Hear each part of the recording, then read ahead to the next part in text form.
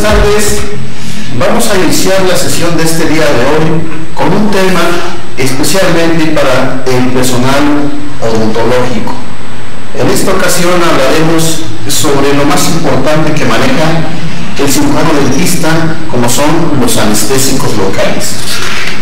En el campo odontológico es imprescindible el uso de anestésicos para realizar distintos tratamientos, logrando evitar molestias en los pacientes. Los anestésicos locales son sustancias químicas cuya finalidad es provocar la pérdida de sensibilidad en un área del cuerpo de forma temporal irreversible, sin intervenir en la conciencia del paciente. Sabemos que hay dos grandes grupos que manejamos, que son el tipo Armida y el tipo Oeste. Pero en esta ocasión, quien nos va a platicar sobre este tipo de anestésicos es la doctora Asunción Loaiza Ramírez. La doctora Asunción es cirujano dentista especialista en endodoncia y además actualmente presidenta del Colegio Oaxaqueño de Endodoncistas. Le damos la más grata bienvenida a la doctora Asunción aquí a Telemedicina de Oaxaca para que nos haga el favor de disertar este tema. Doctora Asunción, bienvenida. Gracias. Buenas tardes. Considero que es una parte importante porque es una manera de tener actualizados a los doctores que damos un servicio odontológico, y que debe de recordarse que la odontología, para dar un servicio de calidad, de calidez, debemos de estar en constante preparación, y es la parte que le corresponde al sector salud de estar promoviendo este tipo de actividades académicas. Felicidades, doctora. Gracias. Buenas tardes. Bueno, vamos a abordar un tema bastante importante. Yo lo considero de suma importancia porque es una de las situaciones que nosotros como odontólogos, ya sea como especialistas, como en el área que nosotros nos desenvolvamos, en el área de odontología, es el acto más frecuente que nosotros hacemos en nuestra práctica clínica. Bien, voy a mencionar que la anestesia dental local en odontología requiere del conocimiento completo y total de la anatomía funcional de cabeza y cuello. Debe revisarse la osteología, la miología, la vascularización, la neurología, antes de introducir cualquier sustancia extraña al organismo o a los tejidos orales, llámese anestésico y aguja dental. El nervio trigémino es el nervio más importante que participa en la analgesia dental. Es un nervio sensitivo y es un nervio que tiene una parte motora. El nervio sensitivo es el principal de la cabeza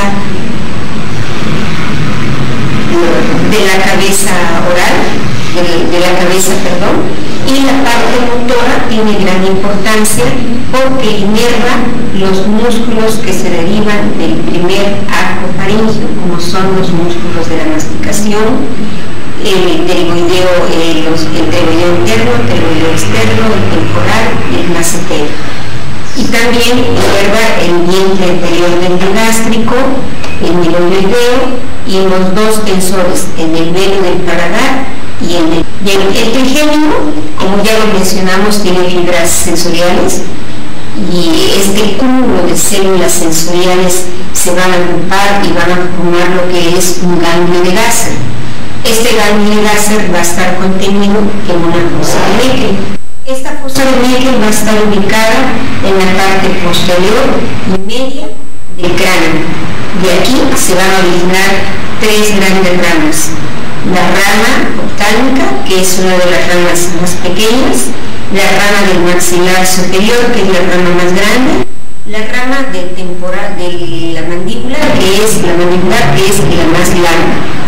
De estas ramas, dos son de tipo sensorial, la oftálmica y la maxilar. Y la rama mandibular es mixta, tiene fibras sensitivas y tiene fibras motoras. Bien, viendo una distribución de esta inervación, vemos que el nervio oftálmico o la rama oftálmica nace de la parte más alta del cráneo, que se llama el nervios. De ahí se dirige hacia la pared frontal, hacia la parte parte frontal, de ahí se dirige hacia el párpado superior, el ala de la nariz y la punta de la nariz. En la zona maxilar o la rama maxilar se va a distribuir por delante, muy por delante del pabellón auricular, en la parte superior hacia el temporal, se dirige hacia abajo toda la mejilla, el borde externo del ojo, la rama lateral o la parte lateral del ala de la nariz y el párpado inferior. Y por último, la tercera rama, que es la rama más larga y que es la rama mandibular. Esta rama se va a distribuir exactamente por delante del pabellón auricular, se va a distribuir hacia la parte superior y posterior y anterior del temporal, por detrás de la mejilla, de ahí se dirige hacia el área inferior, al mentón, y no inerva el gonio va a estar inervado por el plexo cervical. Como bien mencionamos, que tiene, ¿no regresamos aquí, por favor? Como bien mencionamos que tiene fibras sensitivas y fibras motoras, estas fibras sensitivas llevan la sensación de dolor, tacto y respuesta térmica y proprioceptivas. Y las terminaciones motoras nos van a conducir impulsos a los músculos de la masticación. Aquí la gran importancia al anestesiar la zona mandibular es donde podemos nosotros ocasionar alguna parálisis del nervio lingual o del dentario inferior debido a la inervación de estas fibras motoras. Viendo un diagrama de la anatomía de la rama maxilar, vemos que todas estas ramas se originan del ganglio semilunar, que es el ganglio de Gassen, como ya lo habíamos mencionado. La rama maxilar va a pasar a través del agujero redondo mayor, de ahí se dirige hacia abajo y dos de esas ramas entran al conducto esfenopalatino, de ahí se dirigen al ganglio pterigopalatino, entran al ganglio pterigopalatino y de ahí emergen diversas ramas, que van a ser la rama palatino posterior, la rama palatino medio y la rama palatino anterior. Estas tres ramas van a inervar lo que es el paladar blando, las amígdalas y la faringe. De ahí, inmediatamente del ganglio pterigopalatino también emerge otra de las grandes ramas importantes, que es la rama o el nervio nasopalatino, que se dirige anteriormente y va a salir a través del agujero del canal nasopalatino para inervar todo lo que es la premaxila y la encía de la parte anterior de los dientes. De ahí el tronco principal va a entrar a través de un canal infraorbitario y de ahí va a salir a través del conducto interorbitario para dar lo que es el nervio orbital. De esta parte se van a dirigir tres ramas, lo que es el plexo dental anterior, que son las ramas alveolar anterior superior, alveolar posterior superior y la rama alveolar superior y medio. Estas partes, la parte alveolar anterior superior nos va a dar la inervación de todo lo que corresponde a la zona anterior de los dientes anteriores, la rama alveolar superior y media, parte del paladar blando y paladar duro y seno maxilar, y el alveolar posterior superior pues también nos va a inervar parte del paladar blando. Viendo de una manera gráfica ya en un paladar, vemos la distribución de los ramas. Vemos aquí el nervio nasopalatino, que es el que sale del ganglio esfenopalatino, y sobre el agujero incisivo tenemos los tres nervios, que son el palatino anterior, el palatino mayor y el palatino medio. Estos también se originan del ganglio esfenopalatino y el palatino posterior y el medio. Viendo aquí en una parte externa de una mandíbula, vemos aquí el plexo alveolar superior medio, que nos va a inervar toda la parte de los dientes, tanto posteriores, de acuerdo a su ubicación, El alveolar superior medio nos va a inervar a partir de los premolares o los cúspides hacia el canino. La siguiente, por favor. Y la última rama de este plexo es la rama o el nervio alveolar anterosuperior, que nos va a inervar todo lo que corresponde a los dientes anteriores.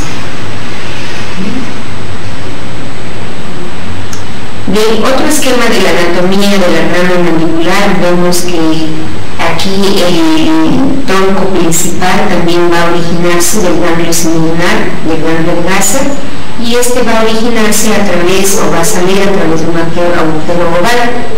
De esta rama principal, el primer nervio que vamos a encontrar es el nervio bucal, que también se conoce como el gran bucal.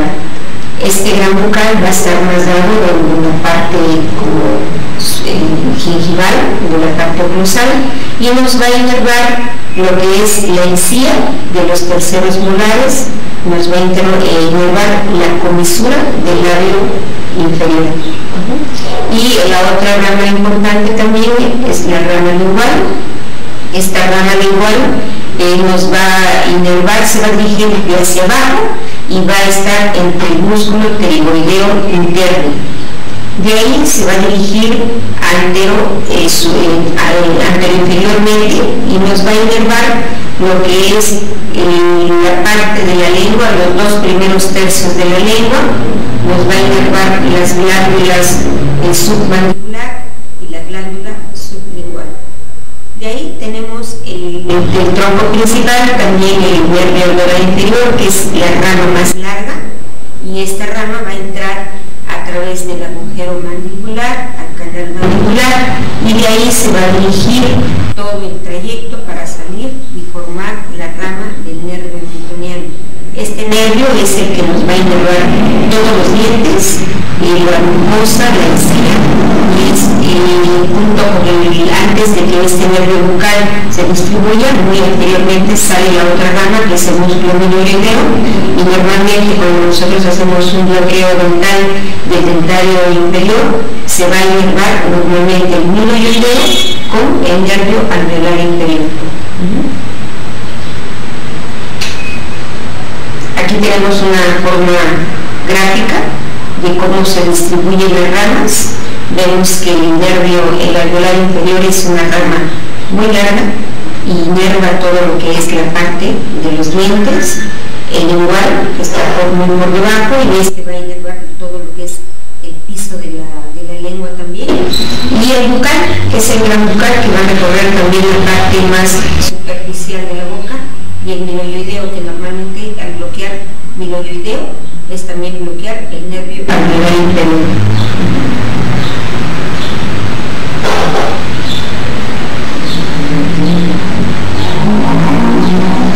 Bueno, ahora vamos a hablar de los anestésicos locales. Ya hicimos como un recordatorio de todo lo que comprende la anatomía. Yo considero que es muy importante que nosotros sepamos perfectamente qué es lo que vamos a anestesiar, dónde vamos a anestesiar, porque hasta por cuestiones legales nosotros tenemos que saber dónde vamos a anestesiar, qué medicamentos vamos a utilizar, qué dosis vamos a utilizar.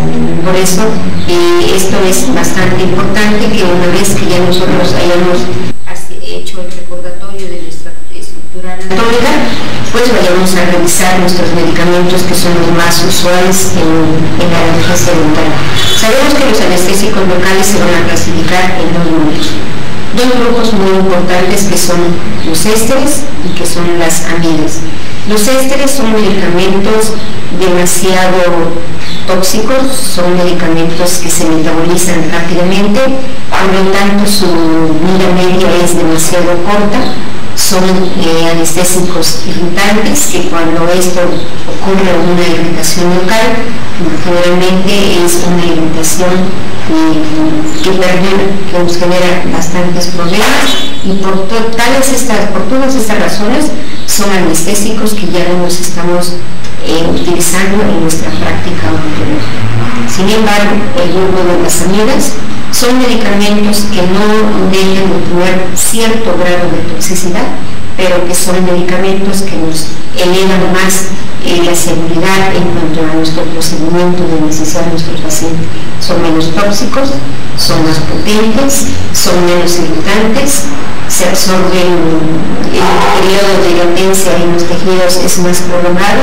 Y dentro de este grupo de las amidas tenemos a la lidocaína, la metildocaína, la prilocaína, lidocaína, paraestroxicaína, elixacaína, pulicaína y etilocaína. Pero de esta realmente hay gran número o gran anestésicos locales. Sin embargo, nosotros nada más tenemos en elección en el consultorio, al menos yo en particular utilizo la metildocaína, que a mí me da los mejores resultados de acuerdo a sus ventajas que tiene sobre los pacientes, sobre la movilidad, sobre la potencia. Otro de los anestésicos mucho más usados es también la lidocaína y la prilocaína.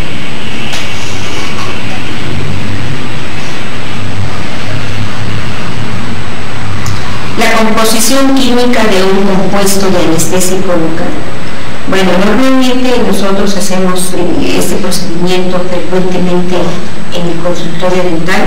Si nosotros trabajamos en un sector salud y tenemos un gran número de pacientes, ¿cuántas veces anestesiamos durante el día o durante nuestra jornada de trabajo? ¿Y cuántas veces anestesiamos a un paciente? Y creo que a veces es un descuido grande que nosotros estemos utilizando un anestésico y ni siquiera sepamos la composición química de este compuesto. Entonces, esta parte también se me hace importante. Nosotros sabemos que un cartuchito de anestésico está compuesto por la sal, que es el anestésico local, el que ustedes hayan elegido. Ya lo habíamos comentado, como si fuera prilocaína, lidocaína, metildocaína, el que ustedes eligen. Pero también este cartucho va a estar adicionado a un vasoconstrictor. El vasoconstrictor es uno de los adicionales a esta solución que nos van a ayudar, primero porque es el anestésico local. Cuando nosotros lo anestesiamos o lo colocamos en una terminación nerviosa, también hay vasos sanguíneos. Entonces lo que nosotros queremos es que el anestésico pues se distribuye a nivel de los vasos sanguíneos, pero también hay células. Entonces este anestésico va a ser absorbido no solamente por la terminación nerviosa, sino por las células. Y estas células lo que van a hacer es que se van a llevar este anestésico al torrente sanguíneo y lo van a anestesiar. Lo único que van a hacer es que van a potencializar las complicaciones o las reacciones adversas al anestésico. Entonces, para eso tiene la adición del vasoconstrictor. Este vasoconstrictor lo que va a hacer es que va a causar en los vasos sanguíneos, los va a hacer menos permeables. ¿Sí? Va a haber vasoconstricción, por lo tanto este anestésico, al haber vasoconstricción, no va a haber circulación de este medicamento, o va a haber, pero de una manera más lenta, hacia el torrente sanguíneo. Esto nos va a evitar que pues haya menos toxicidad y que nuestro anestésico esté más en la zona donde vamos a trabajar, nos dure más y esté más seguro. El preservante también del vasoconstrictor, este preservante y este estabilizador son los que en algún momento dado nos van a dar alguna complicación de sensibilidad. Por ejemplo, el estabilizador del vasoconstrictor, como es el bisulfito de sodio, este bisulfito de sodio es el que se utiliza en los mercados o en los supermercados para que las frutas se vean mucho más frescas, que se vean así como rojitas en el caso de las manzanas. Lo impregnan con esta sustancia, pero es una sustancia química bastante, nos da bastante sensibilidad. Entonces, cuando nuestro paciente refiere que es hipersensible al bisulfito de sodio, lo que nosotros tenemos que hacer es entonces utilizar un anestésico sin vasoconstrictor, porque este bisulfito de sodio lo que hace es que va a preservar y a estabilizar el vasoconstrictor. Y el cloruro de sodio, que es un corrector de osmolaridad, y el agua destilada, que nos va a dar lo que es el volumen de nuestro cartucho.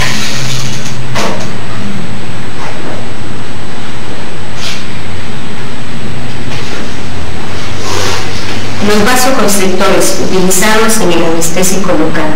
Bueno, yo considero que los vasoconstrictores tendrían que ser para mí como un tema así especial de los vasoconstrictores, porque son compuestos químicos importantes, pero son compuestos químicos que si no sabemos utilizarlos, pues también nos pueden generar algunos problemas. Los más utilizados en odontología es la adrenalina o la epinefrina, la epinefrina, que esta es nueva y ya ahorita es como que están descartando a la adrenalina, ¿sí? Y la noradrenalina o norepinefrina, y la noradrenalina pues ya es como que se está descartando porque esta nos representa mayores reacciones adversas.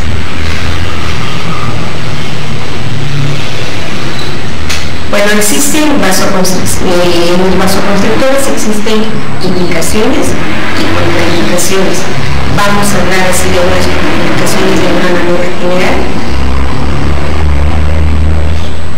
El uso de los vasoconstrictores tiene ventajas, también vamos a meter.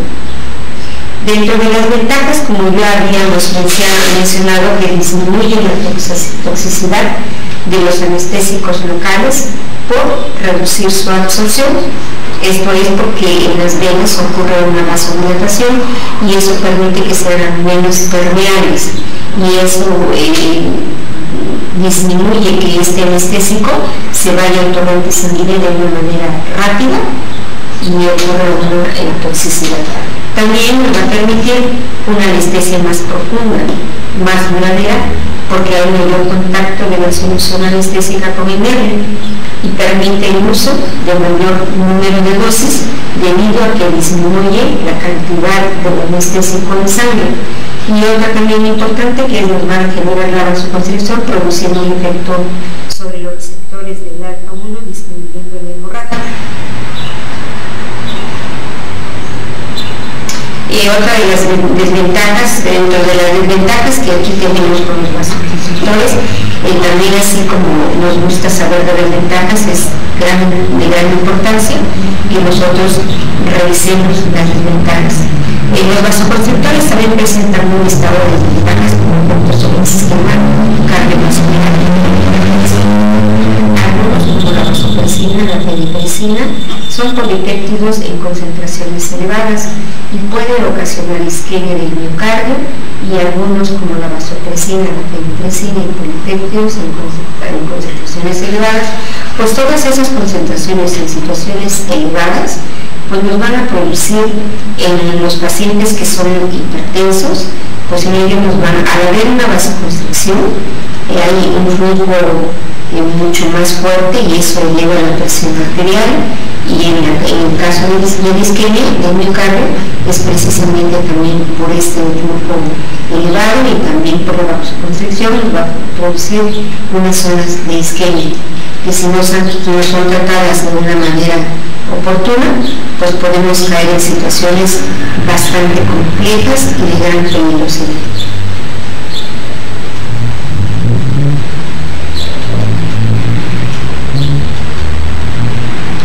¿Cuáles son las contraindicaciones de un vasoconstrictor?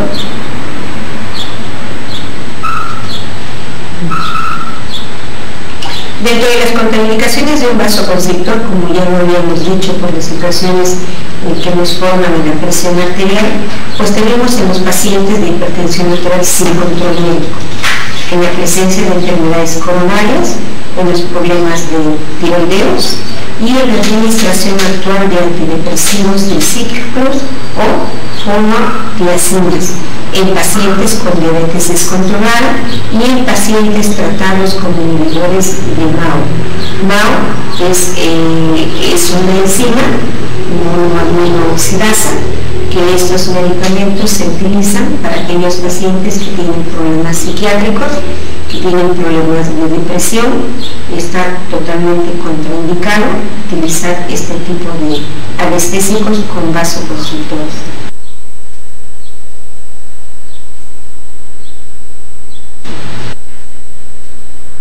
Dentro de los efectos de un antihistamínico, un anestésico sin vasoconstrictor, bueno, ya que hayamos elegido nosotros un anestésico sin vasoconstrictor debido a las características de nuestro paciente, pues este anestésico nos va a dar unos efectos que va a provocar vasodilatación, se va a incrementar el grado de obstrucción del anestésico, aumenta las concentraciones del anestésico en el plasma, lo que puede provocar sobredosis y se disminuye la duración del anestésico, por lo tanto su efectividad, aumenta el sangrado en el sitio de la inyección. Esto precisamente, por ejemplo, se va a provocar el incremento del grado de absorción del medicamento, del anestésico, lo cual, por lo tanto, va a resolverse en una sobredosis, porque ya mencionamos que el antihistamínico lo que hace es que hace que se concentre el anestésico en la zona donde se va a anestesiar y hace que se absorba lentamente a nivel sanguíneo y se va eliminando y los niveles de toxicidad pues se van, ¿no? Entonces, esas son las situaciones que nos va a presentar. Cuando utilizamos un anestésico sin antihistamínico, lo que tenemos que usar nosotros es que la dosis va a ser mucho menor. Siempre vamos a manejar las dosis máximas, pero nunca vamos a utilizar las dosis máximas. Si, por ejemplo, en un paciente diabético vamos a utilizar las dosis mínimas y si en ellos va a ser no sé, 5 cartuchos por un acto quirúrgico o una atención dental, pues a ellos que no tienen vasoconstrictor vamos a utilizar 2, máximo 3 cartuchos de anestesia.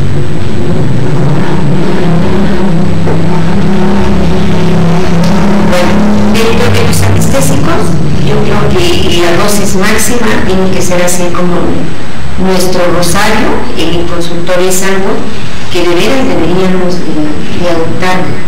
Normalmente nos basamos mucho en la caja comercial, nada más, ¿no? Es dentocaína, pero no sé qué contiene la dentocaína, o el anestésico X de marca comercial, pero no sé qué es lo que contiene. Debemos de manejar con mucha prioridad las sales de los anestésicos, los miligramos y las dosis máximas recomendadas. Dentro de los anestésicos locales tenemos la lidocaína y su dosis por miligramo de peso van a ser de 7 miligramos por kilogramo de peso. Y su dosis máxima recomendada es 500, pero nunca vamos a llegar a 500, siempre que tenemos un margen abajo. Yo manejo el margen por decir de la lidocaína, que aquí me lo dan bibliográficamente de 7 y yo lo manejo en 5. Para no acercarme a esta dosis máxima. La lidocaína se maneja con una dosis recomendada de 4.4 miligramos por kilogramo de peso y la dosis máxima es de 300 miligramos. La metilacaína es de 4 miligramos por kilogramo de peso y es de 300 miligramos. La articaína es de 7 miligramos y la dosis recomendada 500 miligramos. Bupivacaína 1.3 miligramos y 90 de dosis recomendada. La lidocaína 6.01 miligramos por kilogramo de peso y 400 miligramos la dosis máxima recomendada. La lidocaína 6.0 miligramos por kilogramo de peso y la dosis máxima recomendada es la dosis de 400 miligramos. Esta es una tabla que me arrojé en el manual de anestesia local, en la quinta edición. Para que nosotros podamos sacar las dosis máximas recomendadas, este cuadrito o esta fórmula es bastante práctica, porque primero tenemos que calcular y saber la dosis del anestésico. Una vez que nosotros sabemos que la dosis, por decirlo, de lidocaína, que es máxima de 7 miligramos por kilogramo de peso, bueno, ya sé mi dosis, ahora yo voy a calcular el miligramo por kilogramo de peso del paciente para esta droga. Todas las drogas son individuales de acuerdo al peso corporal y la dosis máxima, que es la dosis recomendada para la droga, no se debe de superar esta dosis, independientemente del peso del paciente tope en miligramos, no se debe de superar.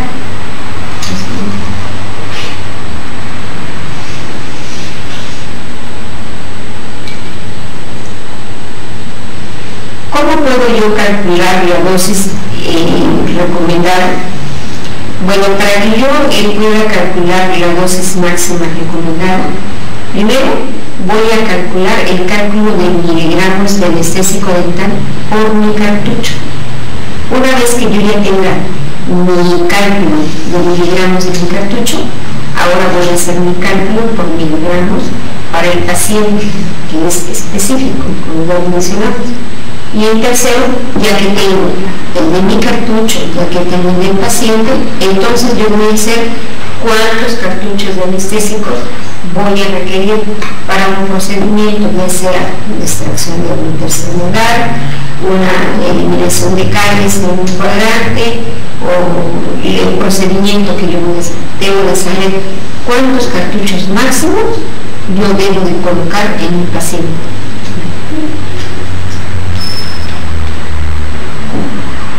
Aquí vamos a hacer un cálculo de miligramos de anestésico local por cartucho. Normalmente los anestésicos se manejan al 2, al 3 y al 4%, ¿no? En la lidocaína, que se maneja al 2%, esto quiere decir que este tanto por ciento es 20 miligramos por mililitro. Si fuera 3%, entonces sería 30 miligramos por mililitro. Si fuera al 4%, entonces este de lidocaína fuera 40 miligramos por miligramo de peso. ¿Sí? Ya sabemos que nuestro cartucho, todos los cartuchos de anestésicos que utilizamos en el consultorio tienen 1.8 mililitros. ¿Sí? Entonces ahora yo quiero saber cuánto de lidocaína voy a tener en un cartucho. Si yo tengo 7, por ejemplo, ¿no? O mi dosis aquí, como dice aquí, si yo tengo si voy a inyectar mepivacaína al 2% con vasoconstrictor al 1 por 100.000, un tubo del 2% contiene 20 miligramos y un tubo contiene 1.8. Entonces, contiene 1.8 mililitros de solución y por lo tanto 20 miligramos. Entonces lo que yo voy a hacer es una multiplicación. Yo voy a multiplicar estos 20 miligramos, que son estos 20 miligramos de mi cartucho, por 1.8 y me va a dar un total de 36 miligramos por tubo, por cartucho. ¿Sí?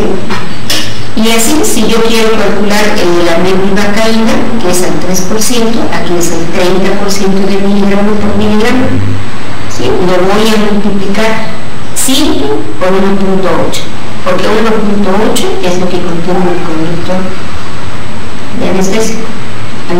Entonces voy a multiplicar 30 por 1.8 y la cantidad que me dé, eso es lo que contiene mi tubo. Así.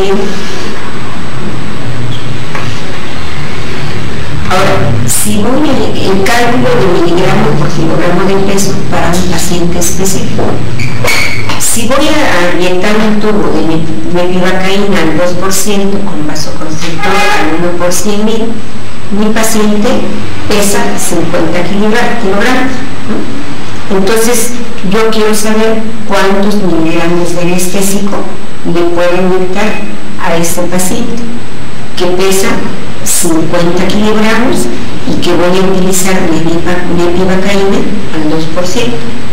Pues lo que voy a hacer es que yo debo de saber que mi mepivacaína, mi dosis es de 4.4, así como en la tabla anterior donde puse los valores de los anestésicos. Entonces yo voy a multiplicar el peso de mi paciente por el miligramo de anestésico y entonces esto me va a dar como consecuencia 200 miligramos de anestésico. Esta es la dosis máxima para este paciente de 50 kilos. Si este paciente pesara 70 kilos, ya le van a hacer 200 miligramos, le van a hacer como 300, porque es de acuerdo al peso corporal. Lo voy a repetir. Si yo voy a anestesiar, inyectar un tubo de metivacaína al 2% con vasoconstrictor al 1/100.000 y mi paciente pesa 50 kilogramos y yo quiero saber cuántos miligramos de anestésico puedo inyectarle a este paciente, entonces yo voy a multiplicar el peso de mi paciente por la cantidad del anestésico. Que es de 4.4. Entonces, este paciente puede recibir nada más 220 miligramos de metivacaína. No más. Puede recibir menos, pero no puede recibir más. Ya estaríamos en dosis de peligro. Si nosotros le ponemos 300 miligramos, ya estaríamos en dosis de peligro. El siguiente.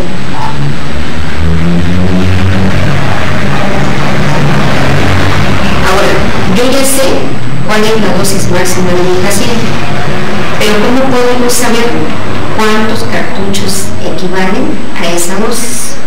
¿Sí? Si ya sé que mi paciente pesa 50 kilos y puede recibir como dosis máxima 200 miligramos en tubos de 36 miligramos, ¿cuántos tubos yo le voy a poner con lo que yo llegar a inyectar? Entonces vamos a dividir la dosis máxima por lo que contiene cada cartucho. ¿Sí? Entonces en este resultado me dice que yo puedo utilizar 6 cartuchos de anestésico, nada más. Por lo tanto, la dosis máxima de este anestésico en este paciente sería 6.1 tubos para no desencadenar una respuesta de sobredosis, tomando en cuenta que nunca debo de superar los 300 miligramos independientemente del peso del paciente. ¿Sí? Ahora, por ejemplo, cuando nosotros decimos, bueno, a lo mejor en el sector salud ustedes tienen un tiempo bastante corto para tratar a un paciente y los procedimientos son o nada más hago una amalgama, los hematogramas o una extracción. Pero si estuviéramos en la práctica privada y dicen, bueno, le voy a hacer, como en el caso de los máximos, que ellos generalmente dicen, no, pues vamos a hacerle los terceros molares, los 4 terceros molares en una sola cita. Pues yo creo que ellos ya o están en el límite, deben estar en el límite, porque si la rebasaran, pues ya tendrían problemas y complicaciones en este tipo de situación. Pero siempre, por decirlo a un paciente, es mejor que le hagamos la cita, los procedimientos en varias citas, no que queramos hacer los procedimientos todos en una sola cita, porque entonces vamos a alcanzar las dosis máximas de anestésico y pues esto nos puede traer complicaciones, sobre todo accidentes. Y de verdad esto es una situación desagradable en el consultorio, son situaciones de peligro para el paciente y pues exponemos nuestra práctica profesional. Dentro de los accidentes y complicaciones de los anestésicos locales, la administración de los anestésicos en la práctica odontológica es el acto profesional más frecuente que nosotros hacemos en una práctica diaria. Afortunadamente, las complicaciones y los accidentes son raros o son pocos, pero no los continuos, sí ocurren. Entonces, esto es debido a que nosotros utilizamos concentraciones bajas y volúmenes bajos de los anestésicos. Y si le agregamos que elegimos el mejor anestésico, como es una vida o como es un anestésico especial para cada caso, para cada paciente, pues estas situaciones se nos van a presentar mucho menor. ¿Sí? ¿sí? Entonces, siempre las complicaciones son, hasta el procedimiento más banal se nos puede complicar, ¿sí? Entonces, por eso es importante que el odontólogo, aparte de que los prevenga, debe reconocerlos y en su momento pues debe de tratarlos.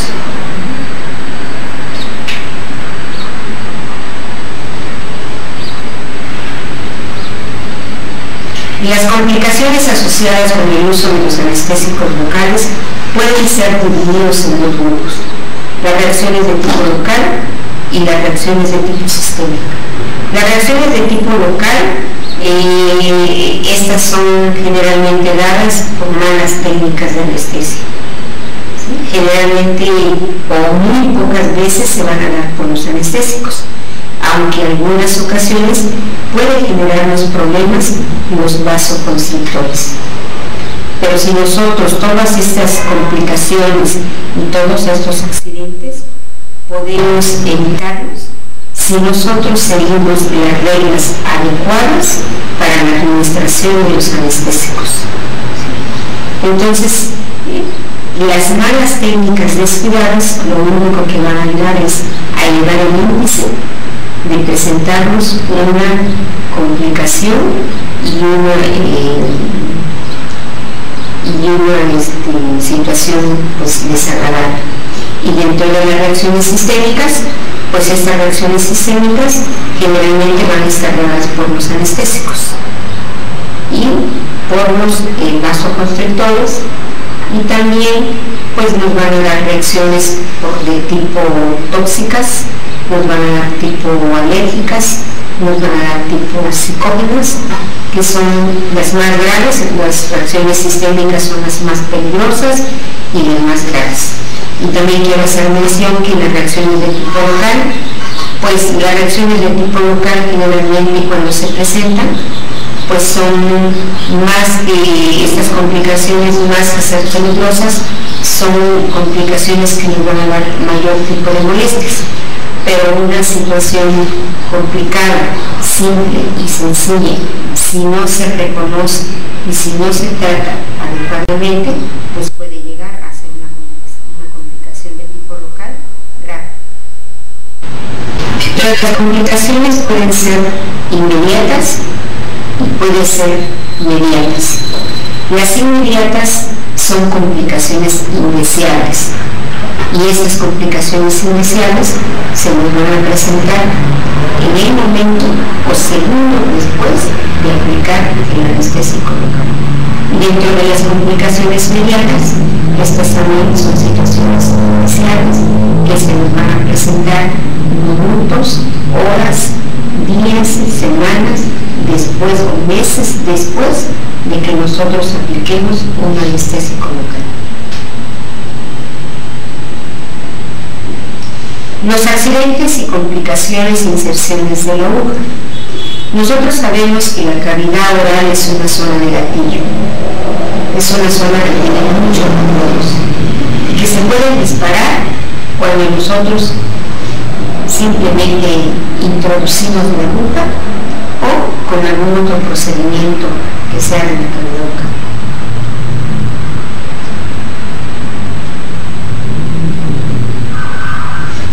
El síncope es una reacción adversa, es una reacción inmediata, es demasiado frecuente y el problema es psicótico.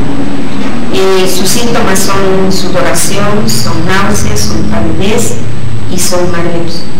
Esto generalmente se presenta por una mala posición del paciente. Esta reacción es bastante frecuente en la consulta dental y simplemente lo podemos evitar cuando nosotros reclinamos a nuestro paciente. Si nosotros no lo tenemos en una posición correcta, lo que ocurre es que hay una vasoconstricción periférica a nivel de la parte inferior del cuerpo, lo cual ocurre que haya un aporte sanguíneo en la parte superior de la cabeza, y esto empieza el paciente a hacer mención que se siente mareado, que se siente que tiene alguna situación que le está dando miedo, que empieza a sudar, náuseas. Entonces, rara vez esta complicación es peligrosa si no la tratamos oportunamente. Cuando el paciente nos está diciendo estos síntomas, entonces nosotros inmediatamente, ya nuestro sillón debe de estar colocado en una posición correcta, pero si no lo tenemos, es reclinar ligeramente el sillón para que el paciente evite caer en desmayo. Esta es una de las posiciones correctas. Es un tren de Lembro, es de gran utilidad en pacientes que sufren hipotensión o síncope pre, trans o postquirúrgico, y consiste en retroclinar el respaldo de la unidad dental hasta lograr que la altura de la cabeza se encuentre en 15 a 20 grados por debajo del tórax y piernas, y con esto se consigue una adecuada irrigación sanguínea a la cabeza y mantener con una adecuada oxigenación el tejido cerebral.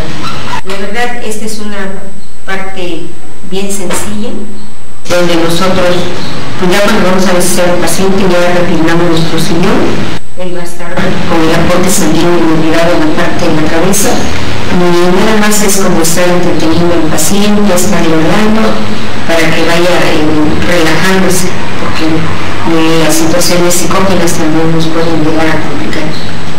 Dentro de los accidentes también inmediatos puede ser el dolor. Se produce cuando la aguja pasa por las estructuras anatómicas del área especial, toca o pulsiona el nervio. El paciente experimenta un dolor muy agudo, como si sintiera un calambre o un toque eléctrico. Esto aquí no me ha sucedido a mí, sí me sucede cuando yo anestesio a un paciente y me dice, ay, me dio un toquecito en la lengua o me dio como un calambre.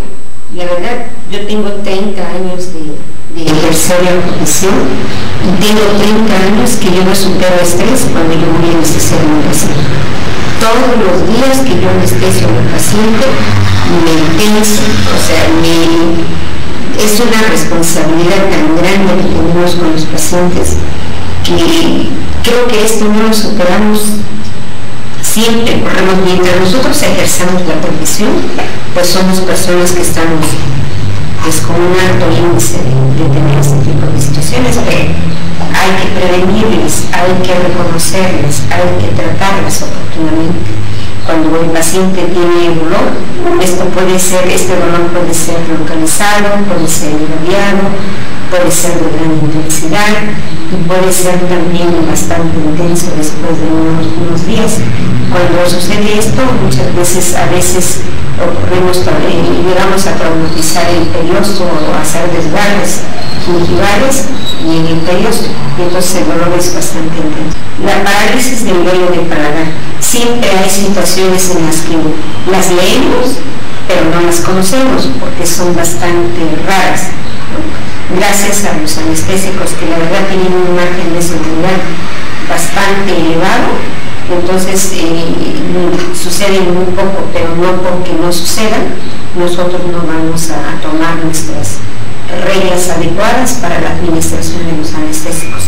Esta, como la parálisis del velo del paladar, pues no, la verdad nunca a mí no me ha sucedido, tampoco sé de algunos colegas, pero aquí dice la función del depósito de las soluciones anestésicas se realiza en la zona posterior del conducto palatino posterior o se bloquean los nervios palatinos medio y posterior, y esto va a ocasionar molestias debilitatorias, fonatorias por anestesia del paladar blando. Es la isquemia de la piel de la cara. En algunas ocasiones la raíz de cualquier anestesia se nota sobre la piel de la cara del paciente, zonas de una gran intensa palidez debidas a la isquemia sobre esta zona. Existen algunas teorías en las cuales dice que tal vez el vasoconstrictor, siguiendo el trayecto de los nervios, como hay vasos sanguíneos, ocurre esa vasoconstricción, ocasionando la palidez extensa del paciente, y otra puede ser porque a lo mejor al utilizar agujas tan delgadas estimulamos las partes parasimpáticas de los nervios de los vasos sanguíneos, ocurriendo esto con el vasoconstricción y una gran palidez en el paciente. Esto, en cuanto el anestésico desaparezca, esto se restablece muy de gran peligro. Inyecciones de las soluciones en los órganos vecinos. Este es un accidente raro. El líquido puede inyectarse en las fosas nasales durante la anestesia del nervio encefalativo, ocasionando una pequeña hemorragia sin más problemas, pero que suele alarmar al paciente. La inyección en la órbita durante la anestesia de los nervios dentarios anteriores o maxilar superior puede acarrear diplopia y estrabismo que duran lo que el efecto anestésico. Normalmente a veces el paciente me dice, y cuando vamos a anestesiar la parte anterior del canino, dice, oiga, no me pueden lesionar el ojo. Nosotros a veces decimos que no, pero sí hay la probabilidad de hacerlo cuando tenemos la mala suerte de la inyección en este tipo de nervios, ¿no? Como están tan cercanos y tan relacionados. Y aquí en la situación de las inyecciones en las fosas nasales, esto a mí sí me ha pasado. Yo una vez anestesié a mi paciente y le sangró tantito, la verdad me espanté demasiado, pero esto es transitorio, no pasa a mayores. La inyección intravascular, pues este es uno de los accidentes más indeseables de la aplicación de la anestesia local. Las reacciones adversas que sobrevienen a este método pueden ser bastante graves. La toxicidad llega al máximo. Cuando nosotros hacemos una anestesia accidental intravascular, el anestésico local se potencializa 200 veces más tóxico que lo normal. Imagínense, 200 veces más tóxico que lo normal. Aquí yo creo que es bien importante recalcar y hacer mención, por ejemplo, cuando los médicos o las enfermeras van a hacer una inyección intravascular, lo que ellos hacen automáticamente es, pues hacen la succión para verificar si su anestesio aguja esté exactamente dentro de una orina, porque va a ser una inyección intravascular. Y cuando hacen una inyección extravascular, lo mismo. Hacen succión para verificar que ellos no están en un vaso vascular, ¿no? Estas dos situaciones ya son rutinarias en los médicos y en las enfermeras. Los odontólogos creo que somos más racios para este tipo de prevención y tan importante. Anestésico, por muy poca la cantidad que nosotros vayamos a anestesiar, por medio cartucho que nosotros vamos a poner en alguna situación que no involucra una anestesia profunda, hay que hacer la succión, hay que verificar que no estamos en un vaso intravascular. Es raro, pero sí se puede presentar. Leyendo la literatura dice que hay 1.450 pacientes que se anestesian, en uno se hace inyección intravascular, ¿no? Entonces aquí cuando sucede esto, la toxicidad es tan máxima que nuestro paciente puede llegar a situaciones pues mortales si no son atendidos rápidamente. Otra complicación inmediata puede ser la ruptura de la aguja. Esto es raro, pero también suele presentarse. Yo considero que es más frecuente o más posible en los niños, porque pues a veces se mueven, lloran, forcejean y nosotros estamos con la aguja, entonces hay que tener demasiado control, hay que saber elegir la marca de las agujas, hay que saber elegir el calibre de las agujas también. Entonces aquí se considera un accidente raro y por lo general se va a presentar por mala calidad de las agujas o cuando se hace un movimiento muy brusco al anestesiar o cerrar la boca del paciente.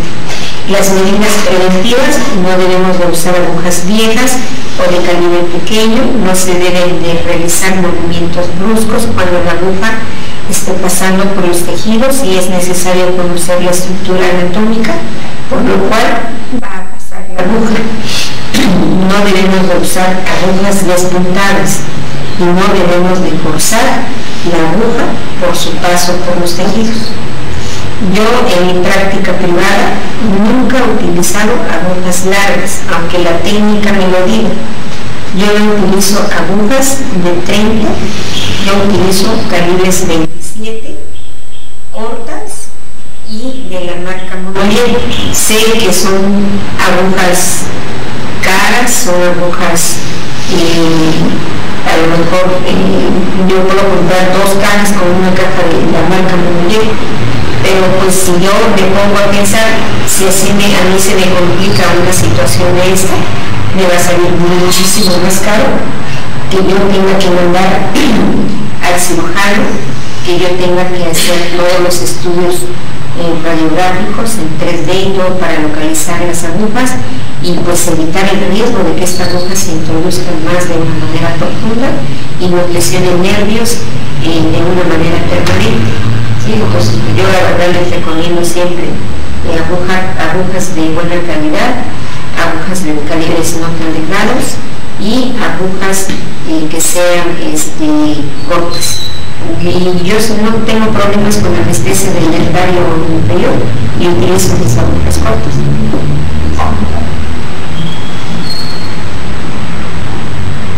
En los casos reportados de parestesia se da más en el arco mandibular, siendo la zona más sintomática en la lengua y seguido el labio. Los anestésicos más involucrados en la parestesia son la lidocaína y la articoína. ¿Sí? Y como ya viendo también las ventajas o las características de cada anestésico, nosotros sabemos que entre más potente sea nuestro anestésico, más tóxico va a ser, más problemas corremos, más riesgos corremos. Entonces, pues si nosotros tenemos 2 anestésicos, que uno de ellos en la misma concentración pero que menos toxicidad nos da, pues yo voy a utilizar el que menos toxicidad nos da y que nos da el mismo potencial en la anestesia. En este tipo de situaciones de parestesia, pues la parestesia afortunadamente es transitoria, es muy molesta, es incómoda tanto para nosotros como odontólogos y para el paciente estar lidiando con ellos, porque pues agarran un grado de desconfianza y están muy pendientes de lo que está ocurriendo. A veces esta parestesia va a ser días, semanas o incluso hasta meses. A veces hay pacientes que dicen, no, pues es que tengo una semana que me anestesió y yo tengo todavía la lengua anestesiada, o el labio también lo tengo anestesiado. Entonces son situaciones incómodas y desafortunadamente pues el tratamiento va a ser nada más paciencia. Se restablece solo y hay que tratar de tener bajo vigilancia al paciente, a menos de que sea muy molesta esta parestesia, pues hay que mandarle un antiinflamatorio potente. La inyección en el lugar de la punción. La bacteria que causa las infecciones en el trato de la aguja puede proceder de 3 fuentes. Eso también puede suceder debido a que la introducción de las bacterias en los tejidos profundos es muy posible en nuestra práctica dental, debido a que la cavidad oral es imposible esterilizar, y además de que sabemos que la cavidad oral tiene gran cantidad de microorganismos bastante patógenos como una flora normal. Entonces estos anestésicos, estas agujas, cuando nosotros las coloquemos, pues vamos a tratar de que pues a lo mejor al paciente hay que hacerle una profilaxis, tener un licuado bucal en el consultorio, mandarlo a cepillar si tiene una limpieza deficiente, tratar de disminuir un poco el tipo de flora. También puede ser que una sustancia que se ambiente y puede estar contaminada, o el ambiente del consultorio. Nosotros como trabajadores de la salud debe ser un consultorio que cumpla con los reglamentos específicos que nos requiere la Secretaría de Salud en cuanto a higiene, en cuanto a limpieza. Nosotros debemos estar con nuestros guantes con el paciente individual, y todos los instrumentos deben de ser totalmente bien esterilizados, de tal manera que nosotros aseguramos el ambiente de la consulta lo más aséptico posible. Y la otra pues es la microdora, que ya sabemos que eso no la podemos evitar porque es parte de la flora microbiana normal del paciente. El dolor, aquí también mencionamos nuevamente el dolor porque esta es una situación inmediata. Puede ser el dolor de una situación inmediata o puede ser de una situación mediata. El dolor en este fenómeno ocurre generalmente cuando se lesiona el periósteo y esto se puede ocasionar cuando se coloca mal el bisel de la aguja. Las lesiones de los troncos nerviosos por la punta de la aguja pueden originar también una neuritis persistente. Pues esto puede suceder cuando nosotros tengamos el anestésico. El anestésico local debe estar siempre en una zona seca. Nunca debemos tener los anestésicos en un frasco con una solución desinfectante, porque lo único que nosotros vamos a originar es que por medio del émbolo y por medio del diafragma pues va a introducir bacterias y se va a contaminar este anestésico. Entonces cuando nosotros anestesiemos al paciente, cuando él nos diga que le arde, inmediatamente debemos retirar porque ese anestésico debe de estar contaminado. La sensación de ardor nunca la debe de sentir. Inmediatamente cuando el paciente refiere ardor hay que retirar el anestésico. Y la otra que también ocasiona dolor pues puede ser el desgarro, porque nosotros colocamos el bisel de una parte de una forma incorrecta, hay que colocarlo hacia arriba para que no nos ocurra este desgarro, o puede ser también cuando hacemos la anestesia del dentario inferior, colocamos la aguja y tocamos muy fuerte la rama de este nervio, que es hueso, y entonces esa aguja se daña, y cuando retraemos la aguja de la zona anestesiada, pues vamos desgarrando los tejidos y entonces el paciente refiere un dolor pues tremendo. Y esto es debido también a usar agujas demasiado delgadas.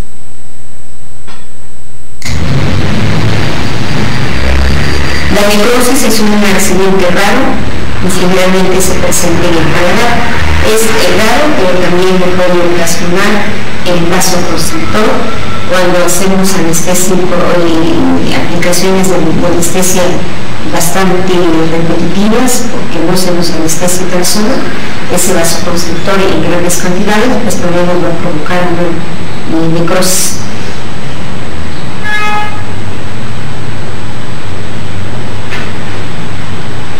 Otra irritación por contaminación iónica puede originarse cuando la jeringa permanece cargada durante mucho tiempo antes de la inyección. La solución anestésica puede contaminarse con iones de cobre en el interior de la aguja, con la manifestación clínica de edemas y puede alargarse los efectos anestésicos. Cuando ocurre esto es porque a lo mejor pudimos ser que programamos un paciente, colocamos el cartucho, colocamos la aguja y tal vez por alguna circunstancia el paciente lo negó, lo dejamos ahí en esa aguja y ese cartucho, a lo mejor dejamos un día o no sé, muchas horas. Entonces la aguja, la parte de la aguja pues es un metal, entonces aquí podemos provocar una irritación cónico-iónica, y al colocar este anestésico en el paciente ya es un anestésico contaminante. Eso es incorrecto. La aguja debe de colocarse, tanto la aguja como el cartucho, en el momento que vamos a hacer el acto para la anestesia.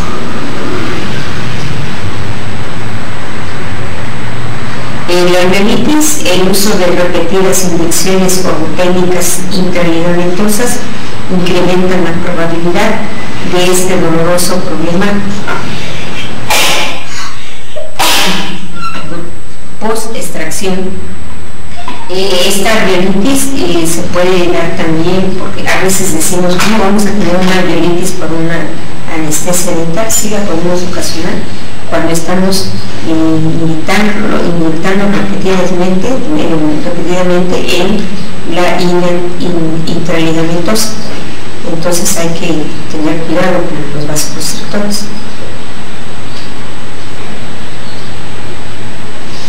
También pues, nos puede provocar automordeduras, triunfos, afecciones muscular y los hematomas. Las automordeduras son generalmente en niños como un niño está anestesiado, el peritoneum, la lengua y todo, entonces el niño tarda el procedimiento, sale de la consulta y lo que empieza a hacer el niño, como no le duele, es moverse, ¿no? O hasta un adulto, como no le duele, pues ya me estoy moviendo como un repente, pero ya después pasado el anestésico llegan a ser mordeduras bastante considerables y son mordeduras que si no tenemos el control debido y el cuidado, pues son mordeduras que se nos pueden infectar debido a la flora de la oral. Y el crisma pues puede ser cuando, por ejemplo, llega un paciente, eso también es bastante común, de anestesió, que ellos no puedo abrir mucho la boca, eso sí es bastante frecuente, y es debido a la afección muscular de los músculos de la masticación. Y los hematomas que también se pueden dar cuando rompemos por ahí unos vasitos sanguíneos, después de que hicimos un procedimiento anestésico, el paciente llega con su cachete, su mejilla, todo hematizado, y la verdad es bastante desagradable. No es peligroso, pero sí hay que poner control de consulta.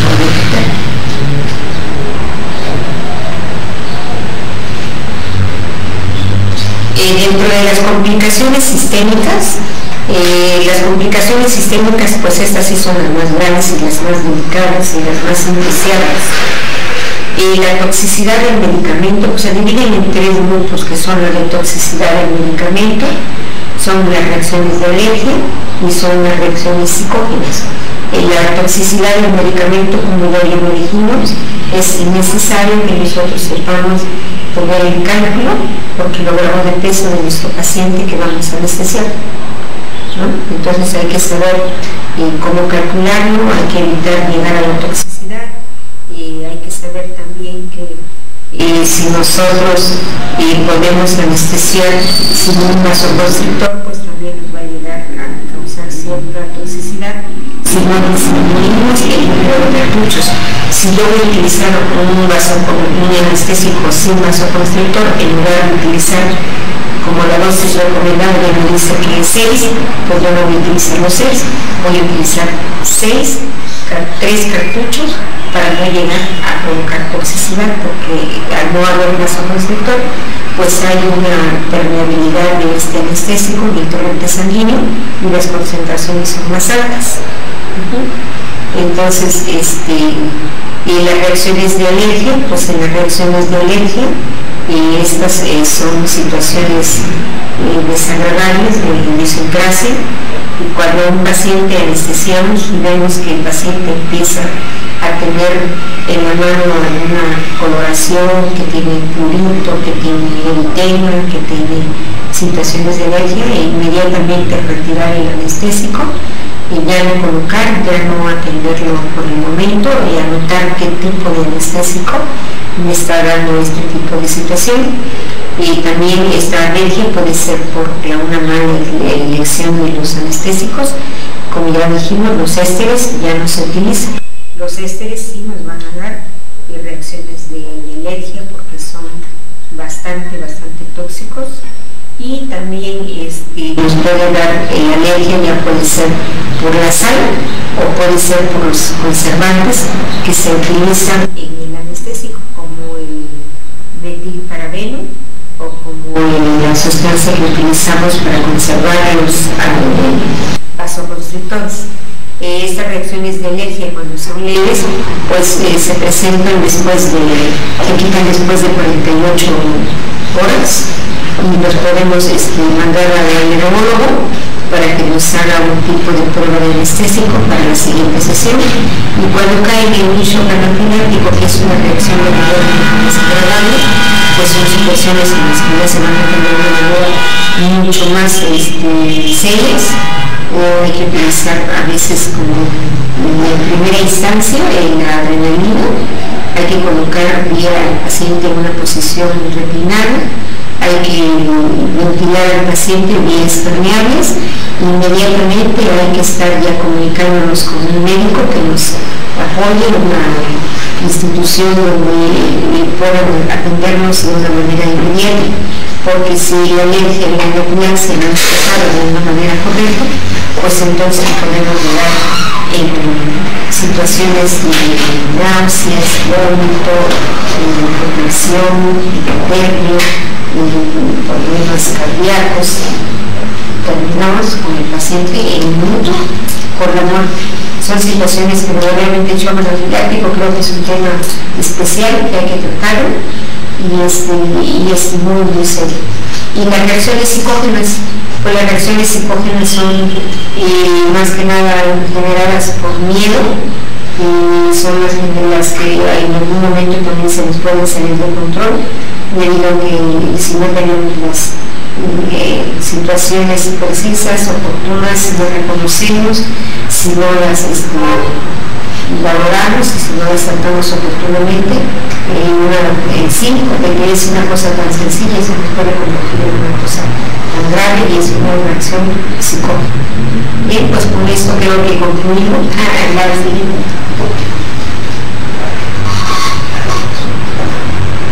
Bueno, como habíamos dicho, todas estas situaciones verdaderamente las podemos prevenir, las podemos evitar, una vez que ya hayan estado prevenidas y que nosotros sabemos reconocerlas y que nosotros sabemos tratarlas, pues solamente tenemos que tener como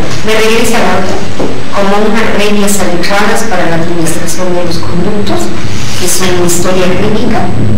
La historia clínica es de rigor, es para todo tipo de atención dental, toda persona que se dedica al sector salud. La historia clínica es primordial hasta para cuestiones legales.